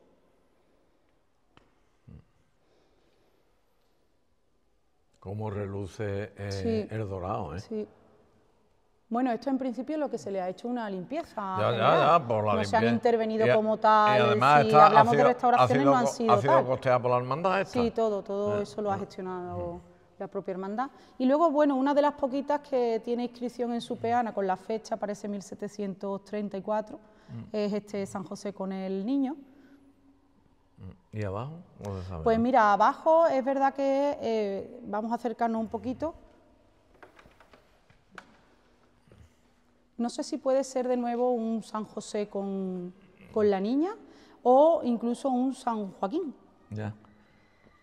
Con la Virgen Niña, en este caso. O sea, lo he dicho mal. San José, ¿vale? Tendría que ser en realidad con un niño. Ya.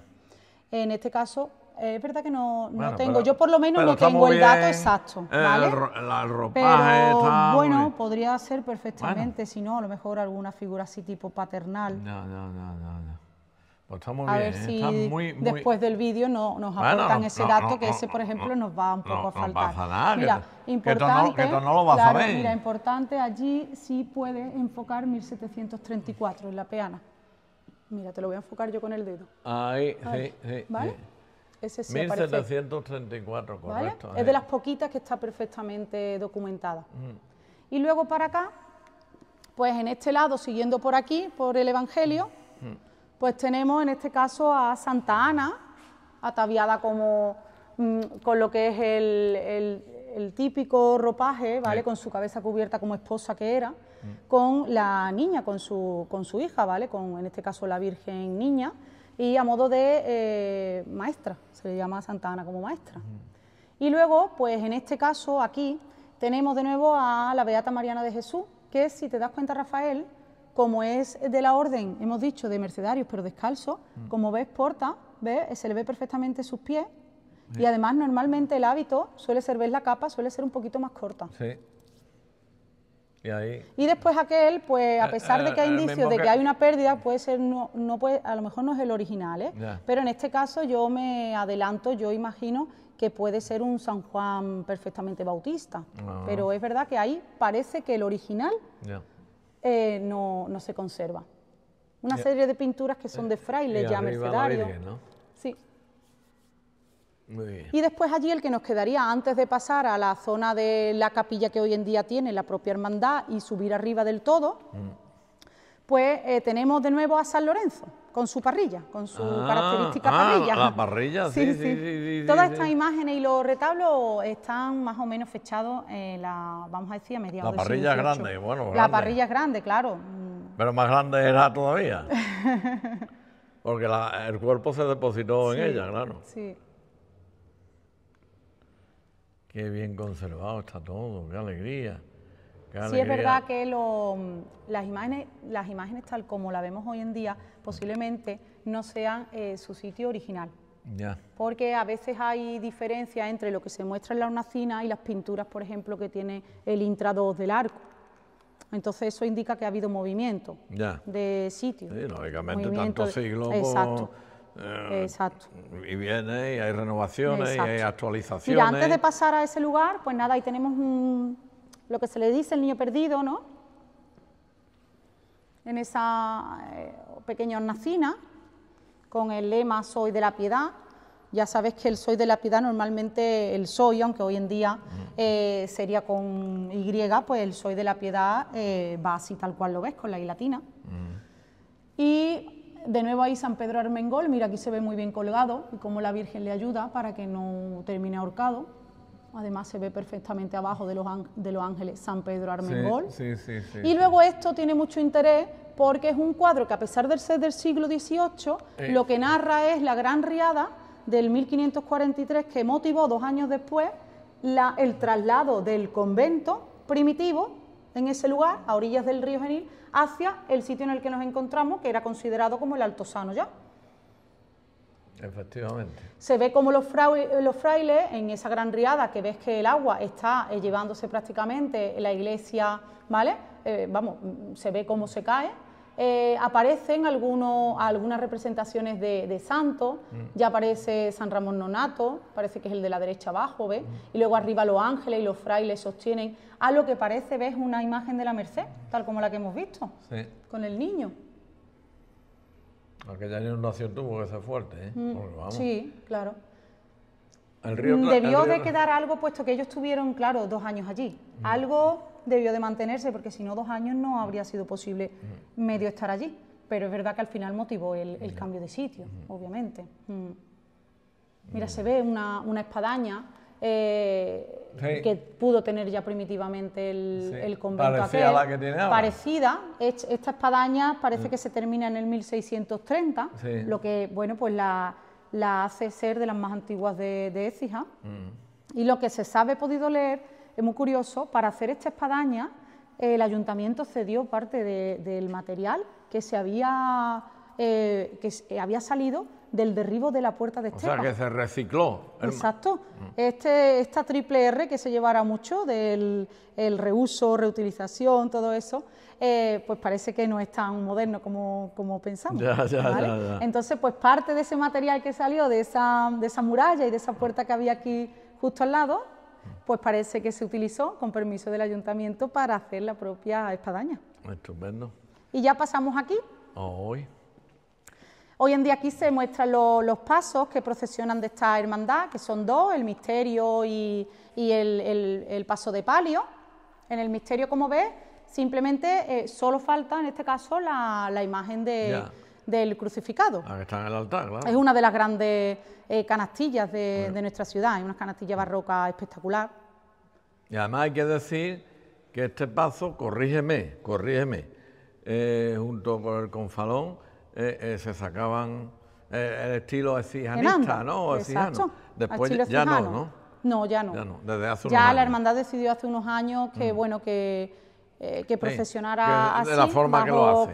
Pero eso hace 20 años por ahí sí se sacaba como hemos expresado. Vamos a continuar, que si no, pues verdad que no nos da tiempo. Exacto. Mira, para entrar a la parte alta, pues actualmente se hace por aquí, por un expositor que tiene la propia hermandad y por una puertecita. Bueno, esto es el tema de la... ¿No? Marga. Esto es todo el tema Esto es todo lo que es de la propia hermandad. Esto también vamos a ser unos privilegiados. Pues mira, pasamos por aquí. Ten mucho cuidado por aquí, Rafael. Vale, esto es una escalerita tipo espiral, como hay en muchos palacios. Exacto, entonces con mucho cuidado. Mucho cuidado, Vale, vamos hacia arriba. Tú ve para arriba, yo voy ahora, tú tranquila. Vale. Y nada, simplemente nos queda por ver otra de las joyas del templo, que en este caso es el coro alto. Hay indicios, parece de que hubo un coro bajo incluso, por la zona que acabamos de pasar, pero no se conserva, como ves, nada. Y el que sí se ha conservado y muy bien, y se ha restaurado hace muy poquito, pues cuando llegue arriba avisa. Muy bien. Pues sigo. ¿Ya has llegado? No, todavía no. Queda un poquito, pero no he llegado. Bueno, ustedes se hacen cuenta que están aquí detrás mía. Ya está. Vale, Rafael, mira, yo ya he llegado. ¿Ya has llegado? Pues vale, sí. pues ya a mí me queda menos.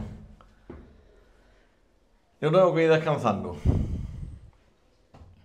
Tú tienes 20 años, yo tengo 80. Bueno, 20 tampoco, pero...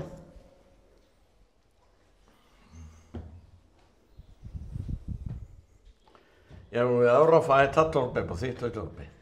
Ya te escucho.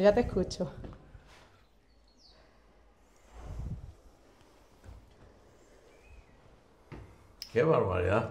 Esto tiene más escala que lo del palacio, ¿eh? Pues sí. Es muy alta, la verdad. Ahora tienes aquí una pequeña sorpresa y es que tienes una pequeña bajada. Vamos, espérate, voy a descansar. Vale. Ay. Mira, ya estoy aquí. Ya. Uf.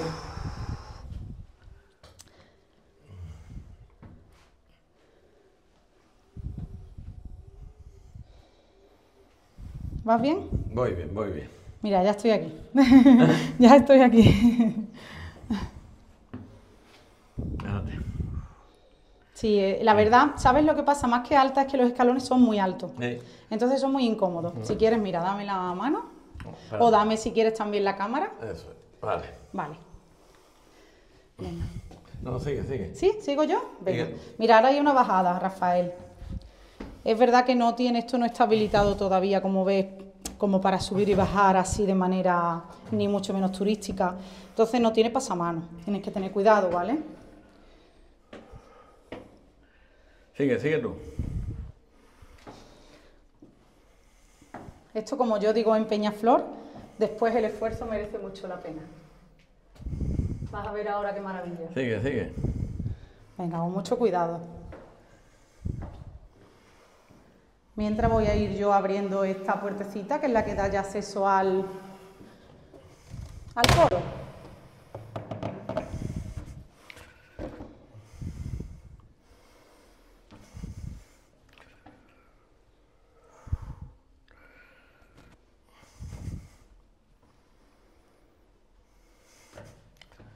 Qué barbaridad, Marga. Ay. Lo hemos dejado para el final, pero... Ay. Bueno, de nuevo la sensación del guau. Gracias. De nada. Bueno, pues estamos ustedes perdonen, ya... pero es que son 73 años ya. Y nada, estamos ya aquí en lo que fue el coro alto, parece que hubo un coro bajo también. Y como hemos dicho ya, es la única sillería conventual conservada en el sitio para el que fue ejecutada. ¡Qué barbaridad! Además tenemos la suerte de, se aprecia perfectamente, ha sido restaurada, en este caso por un carpintero local. El Cijano. Si no me equivoco es José Juan Jaén Pradas, que colabora y trabaja mucho para el arzobispado actualmente. Y es una sillería, como estás viendo y estás grabando, Rafael, de doble altura. Tiene sitiales tanto abajo, ¿vale?, como arriba, a los que se accede a través de pequeñas escalinatas como esta. Los sitiales pues tienen sus características ménsulas, aunque no son la misericordia en este caso, aunque no son talladas, pero bueno, no dejan de ser importantes para el reposo, ¿vale?, para el reposo de los frailes en esas largas liturgias y en esos cantos que se solían hacer no solo una vez al día y esos rezos, sino que creo recordar que hasta 7 veces tenían que acudir a sus coros. Entonces, pues bueno, pues para frailes, sobre todo mayores, pues el tema de la misericordia estaba pensado para que de manera muy puntual y muy disimuladamente pudieran descansar. Esos son pequeños, vamos a decir, apoyos para el reposo. Son las que se conocen como las misericordias. Y en este caso hay muchas sillerías que la tienen tallada, pero en este caso, como veis, es tipo ménsula y es sin decorar. Y bueno, pues aquí de manera presidencial pues tenemos a otra imagen muy importante para los mercedarios, como en este caso es lo que se conoce como la comendadora, que no es otra cosa que la Virgen de la Merced entronizada, según una visión que San Pedro Nolasco vio en su convento en Barcelona cuando él ya era fraile. Cuando él ya era fraile en el convento de Barcelona, pues él ve que hay un momento en el que no se llama al rezo, al coro, porque como que vamos a decir el lego que tenía que tocar la especie de campanita o algo así, pues parece que se olvida. Y entonces San Pedro Nolasco acude al coro para ver qué estaba pasando y él cuenta que ve una visión de esta imagen de la Virgen de la Merced ocupando el sitial presidencial y sus ángeles con el hábito mercedario. Eso muchas veces, en muchos conventos mercedarios, hay un cuadro alusivo a esta visión que tuvo San Pedro Nolasco. Y entonces, a partir de ese momento, pues es verdad que cuando empezó a hacerse popular el tema de, sobre todo en el 18, un poco de tantos santos mercedarios, ¿vale?, que empiezan a ver imágenes de santos mercedarios, pues también se hizo popular el ubicar en los coros, ¿vale?, a la comendadora. Estupendo. Como una mercedaria más. Buena explicación. Tiene un libro de horas en su mano. ¿Un qué? Un libro de horas. Ah. Un breviario se le llama también, si no me equivoco. Y la imagen en sí, hay varias hipótesis. Algunas pues dicen que puede ser del siglo XVII con añadido a finales, sobre todo el sillón de estilo ya rococó, y otros que directamente pues dicen que se parece mucho a una comendadora que hay actualmente en Sevilla, que perteneció al convento de la Merced de allí y que hizo Montes de Oca en el 1735, y parece que esta puede ser una nueva versión de ese escultor de Montes de Oca, ¿vale? Pero años después. Vale. Pero es verdad que no está perfectamente documentada, podemos decir. Hay como atribuciones. Muy bien. La verdad que... sí, es una maravilla. Si te das cuenta, Rafael, la decoración sobre todo se centra en los respaldos de los sitiales altos, porque los sitiales bajos, como ven, son mucho más, vamos a decir, sencillos. Sí. Pero arriba es donde se... Parece que originalmente, en cada 2 o 3 había crestería, originalmente a lo mejor dorada, ¿vale? Que remataban un poco más el conjunto, pero no... La separación de las columnas o estípites. Sí, son estípites, claro, ya estamos en el siglo XVIII, es muy interesante, mira, en este lado, es verdad que al coro, pues en principio está en... El órgano, perdón, está en mal estado y en principio pues hemos decidido no acceder directamente a la caja del órgano. Pero en este lado sí que tenemos la suerte de que se ve perfectamente el año de ejecución de la sillería. Entonces quiero que lo enfoques. ¿Dónde está? Año 1718. Año 1718. Ya llovió, ¿eh? Sí. Ya llovió. Sí, exacto. Y mira, otra cosita que normalmente suelen tener los coros son, y se conserva parte solo, son los tintinábulos, que son esas piececitas que tenemos ahí ancladas al muro. Las campanitas. Exactamente, que originalmente pues tenían unas campanitas y entonces eso servía para llamar a la oración, al canto, a todo eso. Habría una tablilla posiblemente portátil, ¿vale? Con un letrero que sí, ahora que vamos a ver abajo, para delimitar un poco en esa semana por dónde empezaba el canto, por ejemplo. Entonces eran tablillas, después vamos a ver abajo una muestra, pero en este caso en la pared, ¿vale? Para que el fraile supiera en ese momento dónde se sentaba, si empezaba el rezo esa semana él o empezaba por otro sitio. Eso solía ser frecuente. Y para enfocar en este caso el órgano, es un órgano interesante, pero ya te digo, Rafael, que no se ha podido restaurar, no funciona, evidentemente. Además, en Necia habría que restaurar un montón de órganos, porque los órganos Necia, salvo de los descalzos, y algunos más. San Francisco sí funciona. Pues el órgano ahí lo tenemos enfrente, mira qué bonita imagen ahora mismo. Parece que mecánicamente lo que es la pieza en sí del órgano, ¿vale? El instrumental sí parece que procede de los talleres de Furriele en Córdoba, ¿vale? Que eran muy conocidos en ese momento en construcción de órganos. Pero después, ¿vale? Sí parece que está claro que el órgano inicial, si te das cuenta, mira, Rafael, los órganos se separan en lo que se llaman castillos, que son como franjas, ¿no? Pues las 5 primeras, justo con lo de abajo, parece que es lo original del órgano. Y tienen un añadido que son los tubos más planos de los laterales. ¿Para qué? Pues posiblemente, dicen muchos historiadores, que este órgano puede venir de otro templo ecijano incluso. Y es añadido aquí. Pero no desde que estaba allí en el pueblo. No, porque este órgano posiblemente mínimo sea del 17, sino ya del 18. Y entonces, ya después, para encastrarlo, vamos a decir, en ese sector de la iglesia, se le añaden los 2 castillos laterales y se le hace esa moldura arriba, ¿vale? ¿Ves? Con, vamos a decir, curva y contracurva, para darle esa estética barroca propia del templo tal como lo vemos, con su reforma en el 18. Estupendo. Y ya, para ir terminando, pues mira, si quieres, lo podemos terminar la visita, pues paseando un poquito por las tribunas superiores del templo, para que puedas hacer una vista en alto de la iglesia, que mira, ya pues van a abrir, porque la iglesia además se ha incorporado a lo que son los monumentos de nuestra ciudad. Turística, ¿no? Sí, porque abre más o menos con el mismo horario, a 1, ¿no? Exacto, más o menos el mismo horario que los descalzos, más o menos, ¿vale? De 11 a 1, si no me equivoco, de martes a viernes. Estupendo. Y luego los sábados por la tarde, con motivo de la misa, pues también están abiertos unas horitas.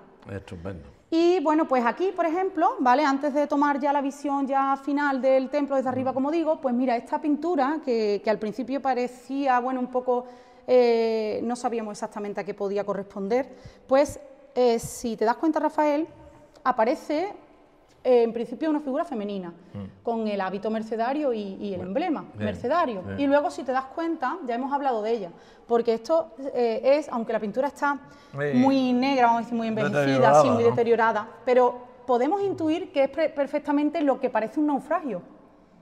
Una escena naval en la que parece que el barco se está hundiendo. Entonces debe de ser Santa María del Socorro en una de sus auxilios. Ya. Sí.